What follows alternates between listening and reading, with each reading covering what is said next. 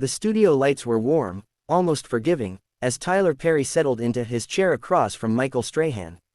At first, the exchange felt smooth, laughs about early struggles, a nod to Perry's massive creative empire, applause from the crew that echoed softly off the polished walls. The familiar Good Morning America theme still seemed to hum in the background, a reminder that this was supposed to be friendly territory. Perry adjusted his jacket, relaxed but alert, the way a man does when he knows he's stepping into a public conversation that can turn at any moment. Strahan opened with praise, calling Perry a symbol of perseverance, a creative force who turned rejection into opportunity. Perry nodded, appreciative but measured. He spoke about his mother, about sleeping in his car, about how faith and discipline kept him moving when doors stayed closed. The audience leaned in, cameras zoomed gently, catching the sincerity in his eyes. For a brief stretch of time, it felt like one of those interviews that would be clipped and shared for inspiration. Then Strahan shifted in his seat. "So," he said, his tone still smooth but more pointed, "you've talked a lot about ownership and control in Hollywood. Some critics say that kind of control can silence other voices. How do you respond to that?" The question landed heavier than expected. Perry paused, fingers interlaced, breathing once before answering. He spoke carefully, explaining that ownership didn't mean exclusion, that his studios were built to create opportunities, especially for people who had been overlooked. His words were calm, practiced, but firm. The crew nodded along. Strahan listened, eyes focused, but didn't move on. "But isn't it true," Strahan pressed, "that some former collaborators feel shut out once they disagreed with you? That your brand of empowerment only works if people stay in line?"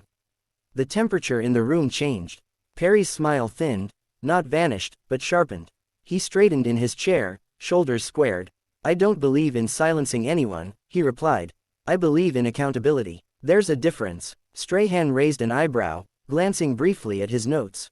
"Accountability to who?" he asked. "To you." A quiet ripple moved through the studio. Perry's jaw tightened. He took another breath, slower this time. "To the work," he said. "To the people who depend on that work. When you run a business that employs thousands, decisions aren't personal, they're structural." The answer was thoughtful, but Strahan didn't let it rest. "Some would say," he continued, "that structure becomes control when dissent isn't welcomed." For a moment, Perry said nothing. The silence stretched just long enough to feel intentional. He looked around the studio, at the cameras, at the audience, then back at Strahan. "I've been very open about criticism," he said. "But there's a difference between critique and character assassination. And I won't play into that." Strahan leaned back slightly, hands open, a gesture meant to look neutral.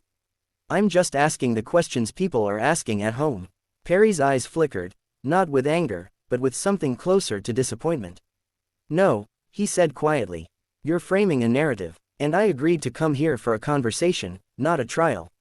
The producer off camera shifted, sensing the tension. Perry continued, voice steady but carrying more weight now. He spoke about the responsibility of media, about how easy it was to reduce decades of work into sound bites designed to provoke. He wasn't defensive, he was resolute. Each word landed like a brick laid carefully in place. Strahan tried to soften the moment with a half smile. "This isn't personal, Tyler."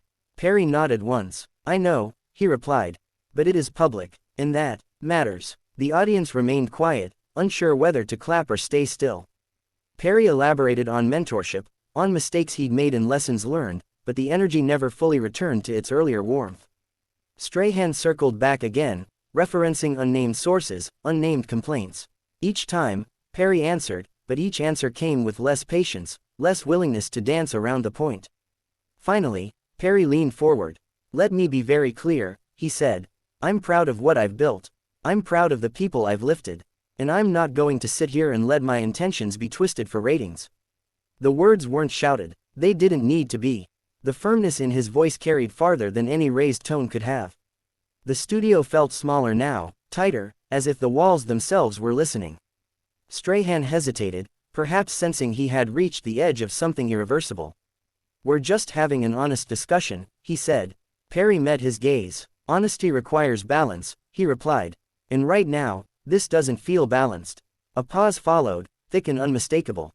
Perry leaned back, eyes steady, hands resting calmly on his knees.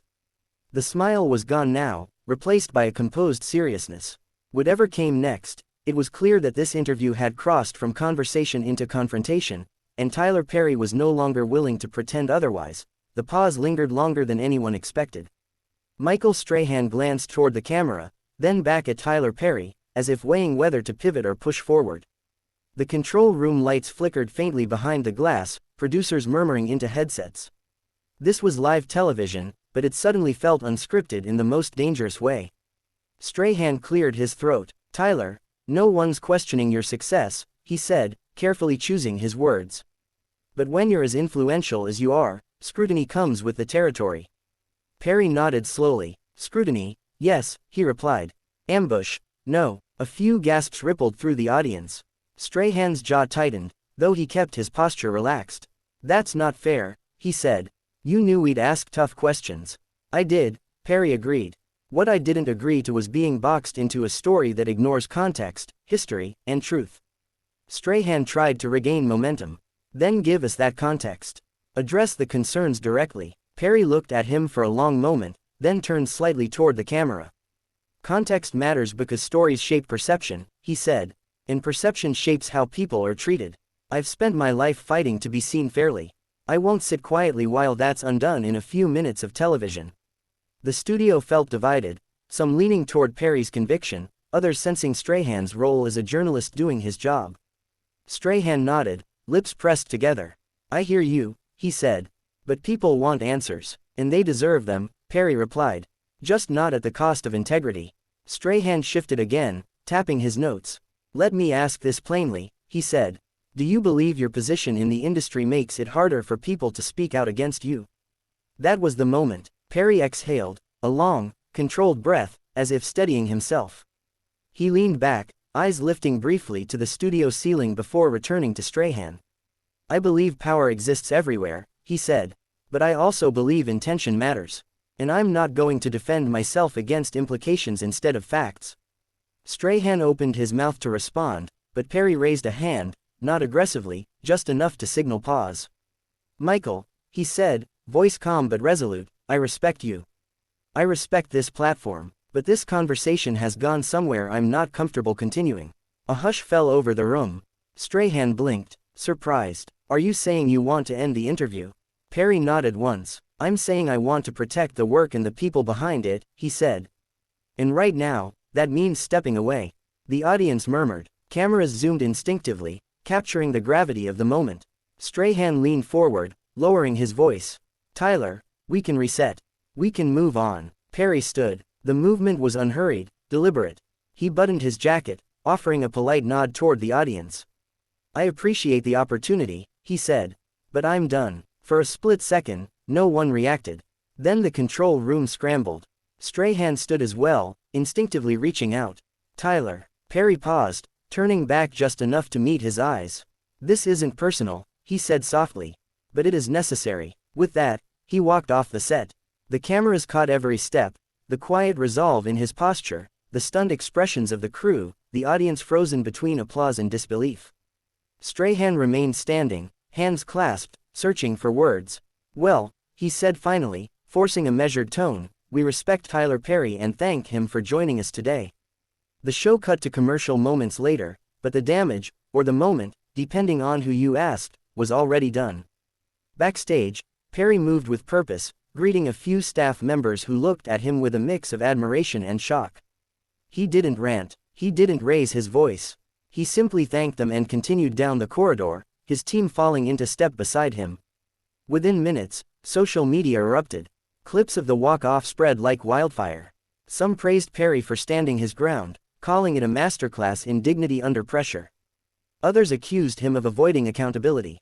Hashtags formed, debates ignited, think pieces practically writing themselves in real time.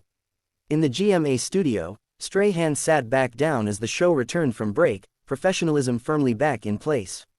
He addressed the moment briefly, acknowledging the tension without assigning blame. But his eyes betrayed the weight of it. This wasn't how the segment was supposed to end. By midday, headlines framed the moment in every imaginable way. Bold exit, live TV walk-off, clash of titans. The narrative fractured, depending on who was telling it. Later that evening, Perry released a short statement, measured, calm, unmistakably intentional. He spoke about boundaries, about the responsibility that comes with influence, about choosing peace over spectacle. He didn't attack the show. He didn't name Strahan. He simply explained his choice. The public response only intensified. Industry insiders debated whether the walk-off would have consequences. Some predicted strained relationships. Others argued it would only solidify Perry's image as a man who refused to be molded by anyone else's expectations. In quiet rooms across Hollywood, executives watched the clips more than once, taking notes not on the controversy, but on the control Perry maintained even while leaving. As for Strahan, sources said he reflected deeply on the exchange. In interviews days later, he spoke about the fine line between asking hard questions and honoring the guest's boundaries. He didn't apologize outright, but he didn't double down either. The moment lingered, not because of raised voices or chaos, but because of its restraint. A clash without shouting, a walk-off without theatrics. Two powerful figures colliding briefly under bright lights, each standing firm in their role. And long after the cameras stopped rolling, the question remained, not about who won or lost, but about how much control anyone truly has over their own story when the world is watching.